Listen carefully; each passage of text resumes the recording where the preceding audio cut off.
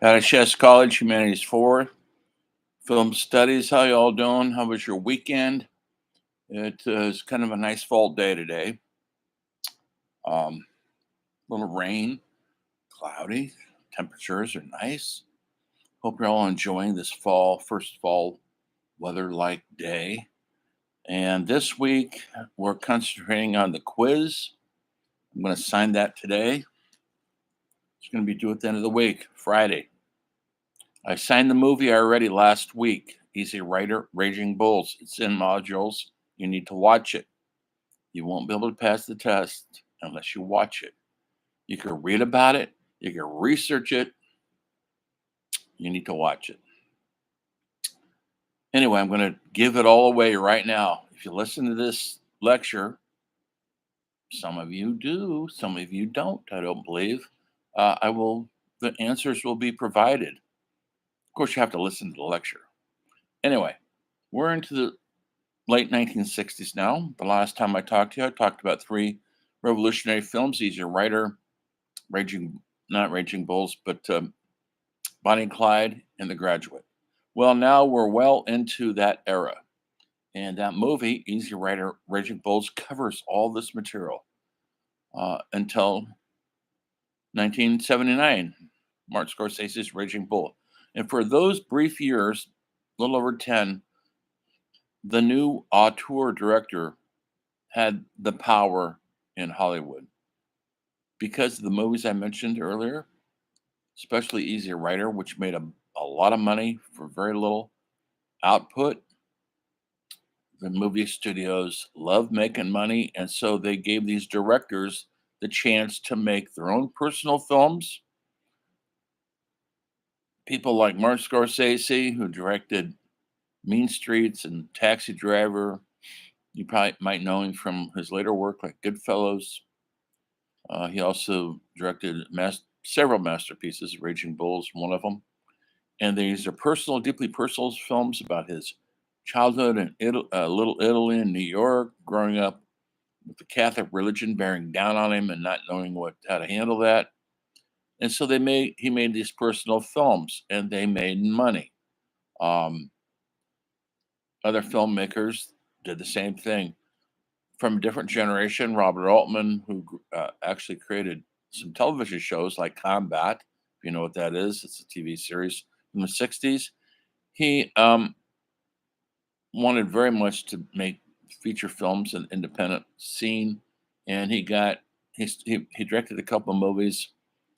It wasn't until he did a movie called MASH in 1970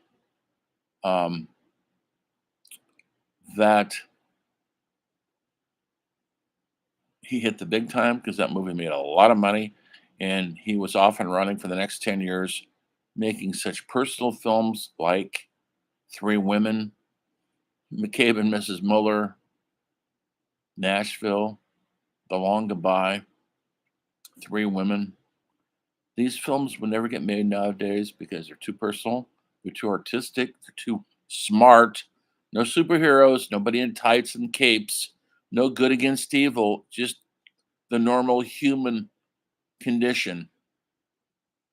He made movies up until he passed away a couple years ago.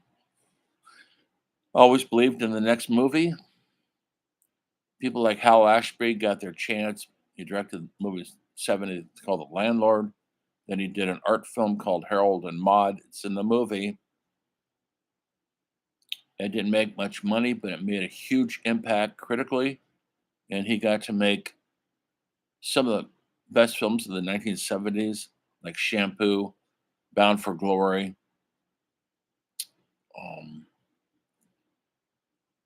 and other movies. And he kept directing until the 80s, and he got cancer and died.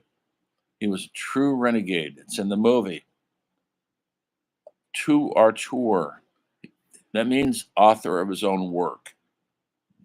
He's creating the scripts. He's writing his own stories. He's got his people around him. They're writing his story to suit him.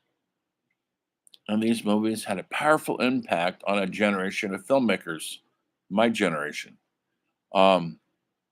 We saw these films when I was in film school, and made me want to start writing scripts, move to Hollywood, which I did, to go in their footprints. Other directors like Woody Allen, comedian, was making some of his best work, like Annie Hall, Take the Money and Run.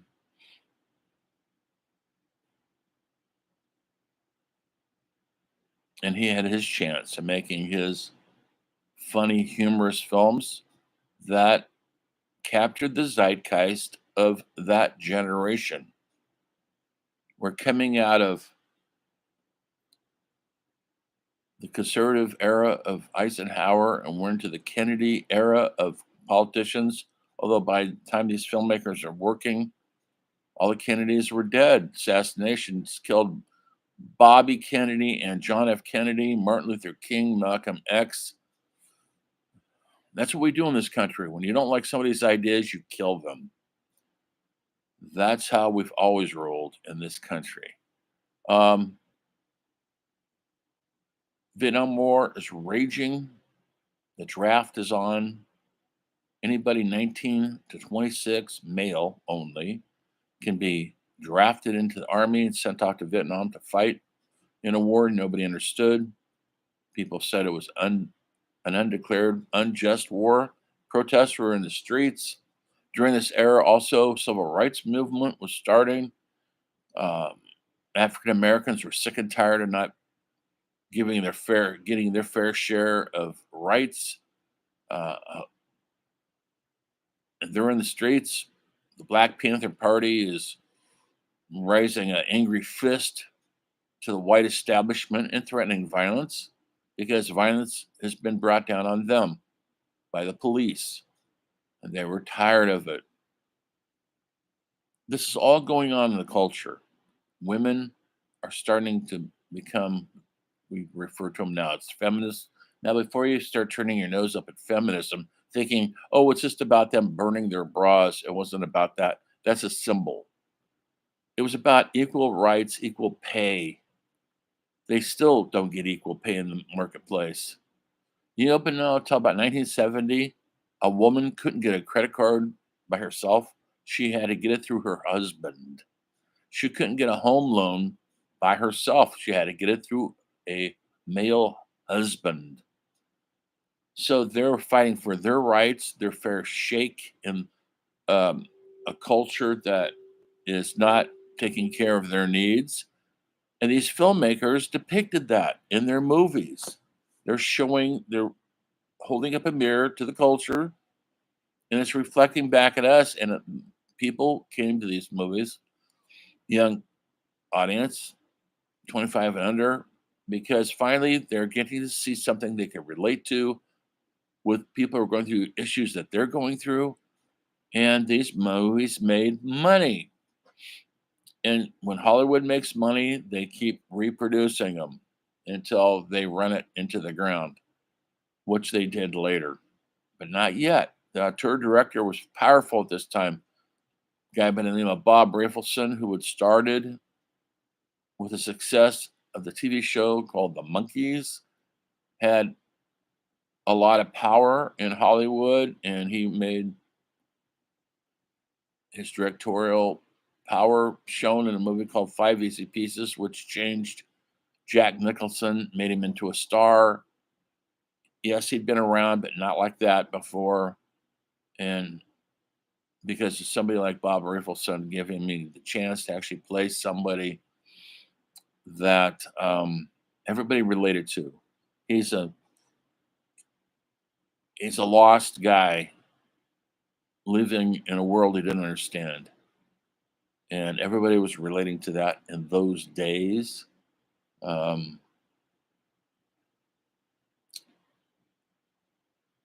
Francis Ford Coppola came out of film school, as Martin Scorsese did, and George Lucas, Steve Spielberg, who went on to direct. You know what I'm talking about? The big blockbusters like Star Wars and Jaws. I'm not talking about them yet. But they're in the documentary. It's going to be part of your test, so you should watch the documentary. Um, Somebody like Francis Coppola was maybe the most cutting edge at the time. He had an in because he had written a screenplay for Patton with George C. Scott, and it won an Academy Award. Now they're offering him movies to direct. And the movie that put him on the map was a best-selling crime novel called The Godfather. And they gave it to this young guy. People were shocked. And his film, Godfather Part 1 and Godfather Part 2, are master classes in auteur cinema. He made the mafia seem okay, about family bonds, not about crime and killers, but about loyalty and who you give your word to. Speaking of which, Sam Peckinpah was coming up during this era. He directed a couple films already, created a TV series called The Rifleman and others, and he got a chance to direct a movie that changed the history of Westerns called The Wild Bunch. And he's a little older than this other generation. Um, the Wild Bunch changed the whole game again. It almost closed the door on Westerns. By now, nobody really cared about Westerns because people were more concerned about the Vietnam War and civil rights. But yet, Peckinpah said the Wild Bunch was a thinly disguised version of the Vietnam War. It just happened to be set in the time of the Mexican Revolution at the turn of the 19th century. And there are definitely parallels there. He went on to direct Pat Garrett and Billy the Kid, another iconic Western, and then other smaller films like Bring Me the Head of Alfredo Garcia, and later The Ballad of Cable Hogue. His career was derailed because of alcoholism and drug addiction to cocaine, and he never got his power back, but made 4 or 5 masterpiece films. That's a lot, folks. He had the opportunity to do that. So the directors who were getting to direct these movies were young, full of ambition, full of ideas, and they wanted a chance. In the documentary, you'll see that Roger Corman, who's a producer, gave them their chances. They worked on his early films, The Wild Angels, the horror movies with Jack Nicholson was an actor in those Edgar Allan Poe movies. It's all in the documentary, folks. And he gave them the opportunity. He's not considered a great director, but he's considered a visionary and a great producer. And he knew how to make money at the box office through the youth market and the drive-in movie theaters. And so there was an opportunity for these young filmmakers to make films for under $1 million, which was really called low-budget filmmaking in those days. And their movies were making profit. And that was the key to their success. So Terrence Malick was another one who directed, I think it's a master work called Badlands, auteur film about a real-life serial killer, starring a young Martin Sheen, very young Sissy Spacek. It's a poetic film of great beauty and about a discontented guy who goes on a killing spree because he's essentially a loser. But we root for him. We have sympathy for him, even though he's a very bad person. Based on a real story that actually happened in the 1950s. He also directed a movie called The Days of Heaven, a period piece, the turn of the century America. I'm talking about the 20th century, folks, the early 1900s. And the beauty that it was filmed in such a way, it looks magnificent because they filmed in golden hour, what they called golden hour. which is the time when the sun is going down. So you got about a 90-minute, possibly 2-hour period when the sun's going down and the light is just right. And so they film that movie sometimes only 2 hours a day to get the right light. Now, do you have to do that nowadays with digital fakery and computers? No. But is the natural way of filming these things more artistic and more fulfilling, enriching? Yes, absolutely. Celluloid, that's the film strip that went into 35 millimeter cameras, was considered the gold standard long before digital took over everything. In the foreign film market, it was booming. Uh, Ingmar Bergman was having some of his biggest commercial hits during the 70s. Fanny Alexander, Scenes from the Marriage.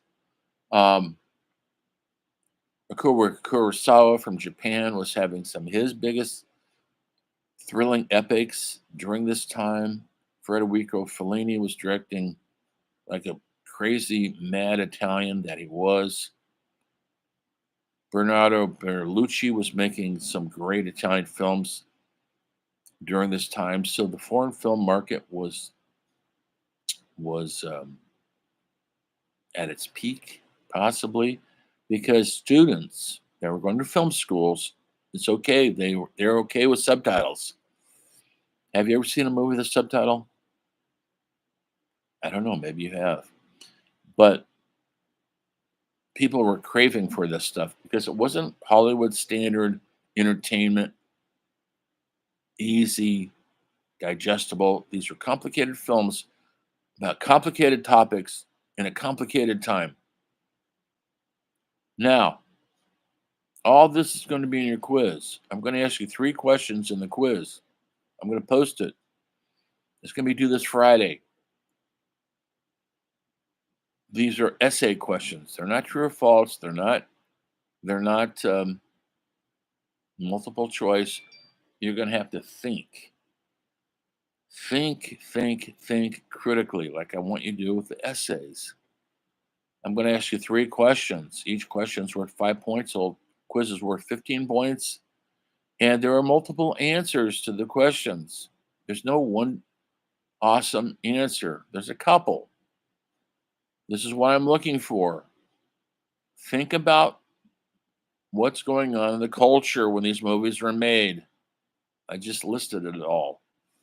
Vietnam War, assassinations, protests in the streets, civil rights, women's movements. That was all happening. And it was important. These movies were reflecting what the culture was going through.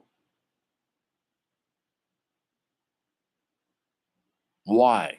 What inspired these filmmakers to make their films? What were their influences? Another question is going to be, how did these filmmakers change the culture? People believed in movies so strongly in those days that you'd see a movie, say by Stanley Kubrick, 2001 Space Odyssey, and it was such a mind blower that you talked about it for weeks with your friends. It was influencing us, the viewer.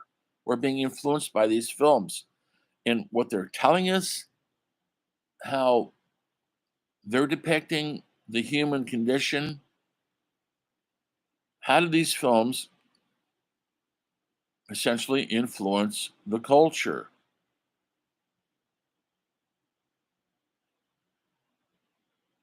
And they influenced it in millions of ways. One way they influenced it for me is they made me want to be a filmmaker because I wanted to make these personal films about these personal topics. I wanted to research more, dig deeper into the realm of auteur filmmaking. Film schools filled up after these movies came out because people of my generation wanted to make films like this. This is a generation of filmmakers that is above me, one generation or even two. Um, so we looked up to them as somebody who knows the answers and got to make these films. And so when I was in Hollywood, I went down there in 77, stayed until 87. I was trying to sell screenplays like these. Um, then one of the questions will be, how did this era come to an end or why? And explain these things. Don't just, it's not one word answers. I want you to explain it. Prove to me that you know what you're talking about. There's many reasons why it came to an end.